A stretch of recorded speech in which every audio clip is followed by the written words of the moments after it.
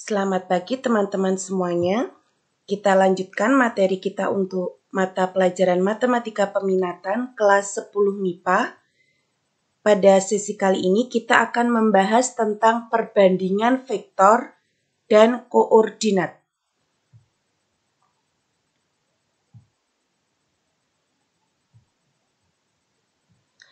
Jika titik C terletak pada ruas garis AB, sehingga titik C membagi ruas garis AB dengan perbandingan M banding N, maka diperoleh hubungan AC banding CB sama dengan M banding N, atau AC banding AB sama dengan M dibanding M ditambah N. Nah, untuk tanda M dan N ditentukan dengan aturan sebagai berikut. Nah, perhatikan gambar di sini.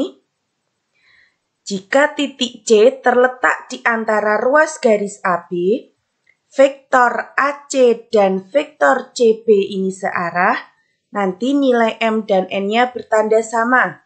Jadi, M dan N keduanya positif atau M dan N keduanya negatif. Perhatikan gambar di sini juga. Dan jika titik C ini pada perpanjangan ruas garis AB, vektor AC dan CB berlawanan arah, nanti nilai M dan N juga berlawanan tanda. Jadi kalau M-nya positif, N-nya negatif, atau sebaliknya, M negatif dan N positif.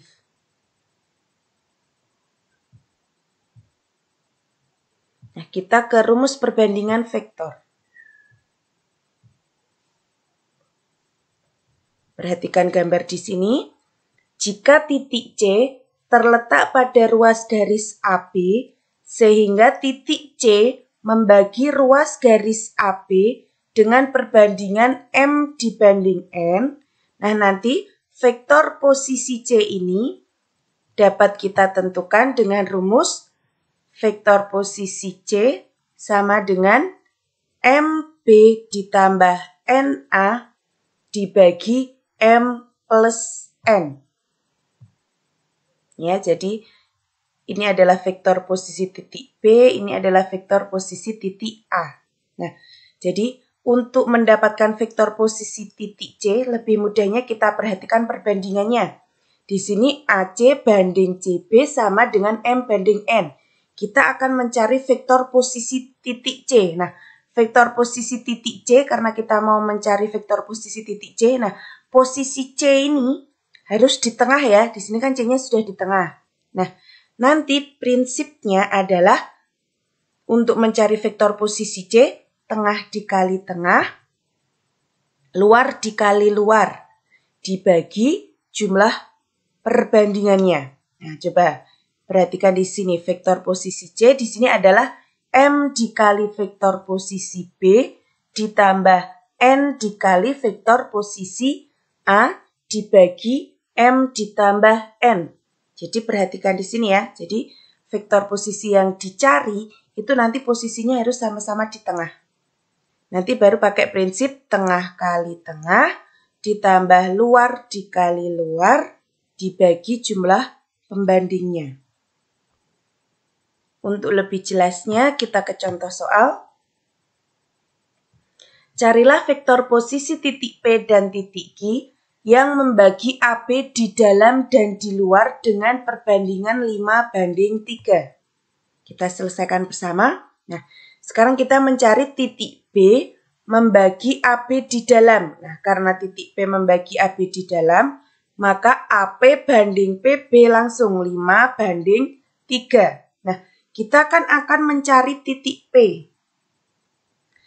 Perhatikan pada perbandingan di sini. Titik P posisinya sudah di tengah. Nah, nanti sehingga untuk mencari vektor posisi titik P, kita prinsipnya tengah kali tengah, luar kali luar. Berarti vektor posisi titik P adalah 5 dikali vektor posisi B ditambah 3 dikali vektor posisi A dibagi 5 ditambah 3. Atau bisa kita tuliskan 1/8 dikali 3 kali vektor posisi A ditambah 5 kali vektor posisi B.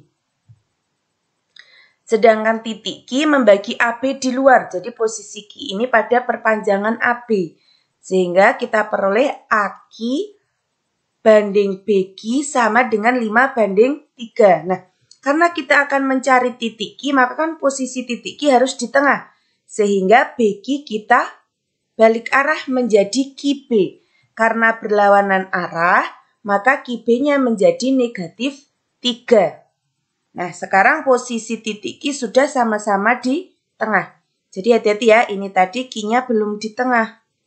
Nah, BQ harus kita ubah menjadi QB. Jika berubah arah, tinggal tandanya berubah menjadi negatif atau berlawanan. Nah, karena Q sudah di tengah, nah tadi prinsipnya tengah kali tengah, luar dikali luar. Sehingga vektor posisi Q diperoleh dari 5 dikali vektor posisi B ditambah negatif 3 dikali vektor posisi A dibagi 5 ditambah negatif 3. Nah ini. Atau kita sederhanakan menjadi setengah dikali negatif 3 dikali vektor posisi A ditambah 5 kali vektor posisi B. Mudah ya? Nah, kita lanjutkan dengan rumus perbandingan koordinat. Nah, sekarang kita cari dulu rumus perbandingan koordinat di R2, jadi di ruang dimensi 2. Nah, lihat, perhatikan gambar di sini, diketahui koordinat titik A adalah X1, Y1 dan koordinat titik B adalah X2, Y2. Nah, kita misalkan titik C di sini koordinatnya adalah XC, YC. Nah, titik C ini membagi ruas garis AB dengan perbandingan M dibanding N. Nah, koordinat titik C ditentukan dengan, nah kita pakai prinsip tadi ya. Koordinat titik C, C-nya posisinya harus di tengah. Tadi prinsipnya tengah dikali tengah, luar dikali luar. Nah, koordinat titik C terdiri dari XC dan YC. Nah, kita cari XC-nya dulu.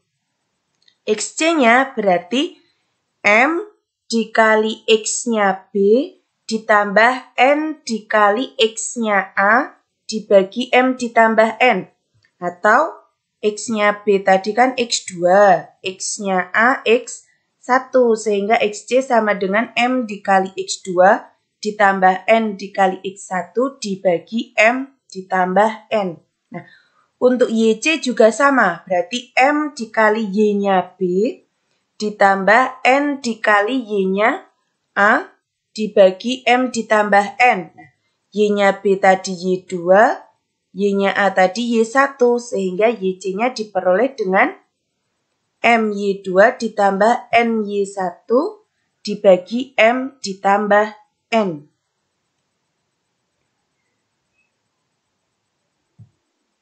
Nah, untuk lebih jelasnya kita ke contoh soal. Diketahui ruas garis AB dengan koordinat titik A negatif 3,4 dan titik B 6,1. Kita diminta menentukan koordinat titik P jika AP banding PB sama dengan 2 banding 1. Kita selesaikan bersama. Nah, lihat perbandingannya. AP banding PB sama dengan 2 banding 1. Nah, posisi titik P yang akan kita cari sudah di tengah ya. Nah, sehingga kalau sudah di tengah, kita misalkan saja titik P adalah XP, YP. Nah, tadi prinsipnya bagaimana? Tengah dikali tengah, luar dikali luar. Sehingga untuk mencari koordinat titik P, kita cari XP-nya dulu, diperoleh dari 2 kali X-nya B ditambah 1 kali X-nya A dibagi 2 ditambah 1. X-nya B adalah 6, X-nya A adalah negatif 3. Sehingga kita peroleh 2 kali 6 ditambah 1 kali negatif 3 dibagi 2 tambah 1, 3. Hasilnya 12 dikurangi 3 dibagi 3 sama dengan 9 dibagi 3. Kita peroleh X-nya P adalah 3. Kemudian kita cari Y-nya P. Berarti 2 kali Y-nya B ditambah 1 kali YA dibagi 2 ditambah 1. Nah, Y-nya B 1, Y-nya A adalah 4. Sehingga kita peroleh 2 kali 1 ditambah 1 kali 4 dibagi 3. Yaitu 6 dibagi 3, 2. Nah, jadi koordinat titik P adalah 3,2.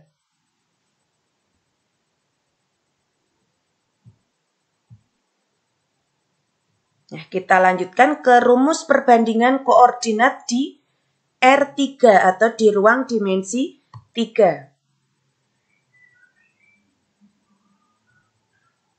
Nah, misal diketahui titik A, X1, Y1, Z1, dan titik B, X2, Y2, Z2. Jadi kalau di R2 tadi kan kita cuma titiknya terdiri dari X1, Y1. Kalau di R3 kita tambah dengan Z. Prinsipnya sama ya dengan di R2. Jadi jika titik C, XC, kita misalkan XC, YC, ZC, membagi ruas garis AB dengan perbandingan M banding N, maka koordinat titik C ditentukan dengan, nah kita perhatikan tadi prinsipnya, titik C posisinya sudah di tengah, tadi bagaimana? Tengah dikali tengah, luar dikali luar, dibagi jumlah pembandingnya. Nah, kita akan mencari XC, berarti XC-nya ya M dikali XB dibagi, M dikali XB ditambah N dikali XA dibagi M ditambah N. Ini ya. YC-nya berarti M dikali YB ditambah N dikali YA dibagi M ditambah N. Nah, di sini tadi kan titik A dan titik B-nya dimisalkan X1, Y1, Z1, X2, Y2, Z2. Sehingga kita ubah XB dengan X2, XA dengan X1. Begitu juga dengan Y-nya. YB, Y2, YA, Y1. Untuk ZC juga sama. Jadi kita tambah satu titik untuk di R3 yaitu ZC. Berarti M kali Z2 ditambah N kali Z1 dibagi M ditambah N. Jadi konsepnya sama dengan di R2, tinggal kita tambah satu titik lagi yaitu Z. Nah, kita ke contoh soal.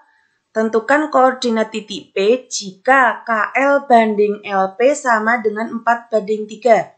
Dengan K 3, negatif 2,2 dan L 1,2, negatif 3. Kita selesaikan. Nah, dari perbandingannya, ini kan masih KP banding LP. Kita akan mencari koordinat titik P, sehingga kita ubah dulu pembandingnya menjadi KP banding PL. Jadi posisi titik P yang dicari itu harus sama-sama di tengah. Nah, LP menjadi PL berlawanan arah, sehingga 3-nya kita kalikan dengan negatif. Perbandingannya menjadi 4 dibanding negatif 3. Misal titik P-nya kita misalkan XP, YP, ZP. Nah, konsepnya sama tadi. P sudah di tengah, berarti tengah kali tengah, luar kali luar dibagi jumlah pembandingnya. Sehingga XP kita peroleh dari 4 kali XL ditambah negatif 3 kali XK dibagi 4 ditambah negatif 3. Kita peroleh 4 kali 1 ditambah negatif 3 dikali 3 dibagi 1. Nah, kita peroleh XP-nya adalah negatif 5. Begitu juga untuk YP berarti 4 dikali YL ditambah negatif 3 dikali YK dibagi 4 ditambah negatif 3. Sama dengan 4 dikali 2 ditambah negatif 3 dikali negatif 2 dibagi 1.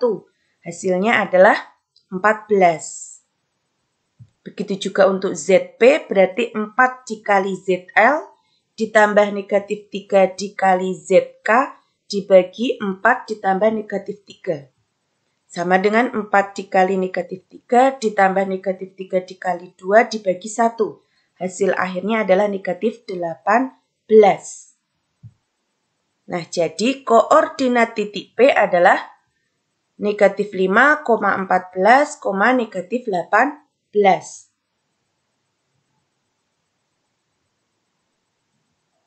Nah, di sini saya ajarkan untuk cara 2 untuk menyelesaikan contoh soal di sini, yaitu dengan perbandingan vektor. Sama ya soalnya. Nah, tadi kita ubah dulu menjadi KP banding PL sama dengan 4 banding negatif 3. Nah, sekarang kita cari vektor posisinya dulu. Jadi vektor posisi titik P, kita misalkan ini, P kecil, ini vektor posisi P. Nah, kita cari vektor posisi P. Tadi perbandingannya berarti 4 dikali vektor posisi L ditambah negatif 3 dikali vektor posisi K dibagi 4 ditambah negatif 3. Nah, vektor posisi titik L kan berarti apa? 1, 2, negatif 3. Ini. Vektor posisi titik K, 3, negatif 2, 2. Nah, kita kalikan 4 kali 1, 2, negatif 3 hasilnya adalah 4, 8, negatif 12. Negatif 3 dikali 3, negatif 2, 2 hasilnya adalah negatif 9, 6, negatif 6. Karena dibagi 1, di sini sudah tidak saya tulis ya. Kemudian kita tambahkan 4 ditambah negatif 9, negatif 5, 8 ditambah 6, 14, negatif 12 ditambah negatif 6 adalah negatif 18. Jadi vektor posisi titik P adalah negatif 5, 14, negatif 18. Nah, sehingga koordinat titik P-nya adalah negatif 5, 14, negatif 18. Sama ya hasilnya dengan tadi. Jadi tadi kita menggunakan perbandingan koordinat untuk mencari titik P, koordinat titik P, sedangkan di sini kita menggunakan cara 2 yaitu dengan mencari vektor posisi titik P dulu. Kemudian baru kita mencari koordinat titik P. Nah, silahkan kalian lebih mudah menggunakan cara yang pertama atau cara yang kedua. Nah, sebagai tambahan, di sini ada titik berat segitiga. Nah, bagaimana cara mencari titik berat segitiga? Nah, kita pahami dulu apa itu titik berat segitiga. Titik berat segitiga adalah titik perpotongan antara ketiga garis berat segitiga. Garis berat segitiga adalah garis yang melalui sebuah titik sudut dan membagi sisi di depan sudut menjadi 2 bagian sama panjang. Nah, ini. Di sini pada gambar di sini, titik P adalah titik berat segitiga ABC, di mana masing-masing garis berat terhadap titik beratnya atau titik P memiliki perbandingan 2:1. Jadi di sini AP banding PE sama dengan BP banding PD sama dengan CP banding PF, yaitu 2:1. Nah, ini adalah gambar titik berat segitiga.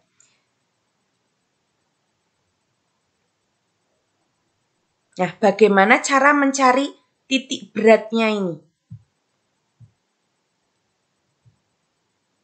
Nah, di sini kita akan menggunakan vektor posisi titik P. Jadi untuk mencari koordinat titik P, kita bisa menggunakan vektor posisi titik P, di mana vektor posisi titik P ini diperoleh dari 1/3 dikali jumlah ketiga vektor posisi pada segitiganya, yaitu 1/3 kali vektor posisi A ditambah vektor posisi B ditambah vektor posisi C.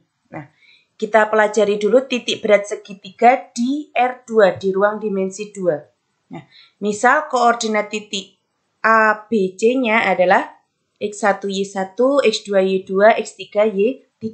Nah, nanti koordinat titik berat P, nanti rumusnya tinggal X1 ditambah X2 ditambah X3 dibagi 3, Y1 ditambah Y2 ditambah Y3 dibagi 3. Sedangkan di R3, Maka kita tambah satu lagi titik yaitu Z. Koordinat titik A-nya adalah X1, Y1, Z1, B-nya X2, Y2, Z2, dan C-nya adalah X3, Y3, Z3. Nah, untuk mencari koordinat titik berat P, nanti diperoleh dari X1 ditambah X2 ditambah X3 dibagi 3, Y1 ditambah Y2 ditambah Y3 dibagi 3, Z1 ditambah Z2 ditambah Z3 dibagi 3. Nah, boleh menggunakan vektor posisi atau dengan rumus di sini. Kita ke contoh soal supaya kalian lebih paham. Diketahui segitiga PQR dengan koordinat titik P 1,-2,3, titik Q-nya 5,1,-1, dan R-nya -3,-5,4. Nah, kita diminta menentukan koordinat titik berat segitiga PQR. Kita selesaikan bersama. Titik berat tadi kan rumusnya X1 ditambah X2 ditambah X3 dibagi 3, Y1 ditambah Y2 ditambah Y3 dibagi 3, Z1 ditambah Z2 ditambah Z3 dibagi 3. Nah, di sini X-nya adalah 1, 5, negatif 3. Berarti 1 ditambah 5 ditambah negatif 3 dibagi 3. Untuk Y-nya negatif 2 ditambah 1 ditambah negatif 5 dibagi 3.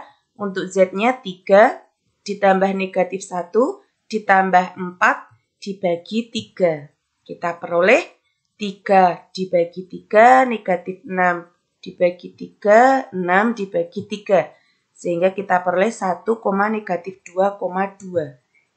Nah, jadi koordinat titik berat segitiga PQR di sini adalah 1, negatif 2,2. Mudah ya teman-teman? Nah, jadi yang kita bahas pada sesi kali ini adalah tentang perbandingan vektor dan perbandingan koordinat. Nah, untuk lebih jelasnya silahkan kalian banyak berlatih supaya lebih memahami materi dan kita ketemu lagi pada sesi berikutnya.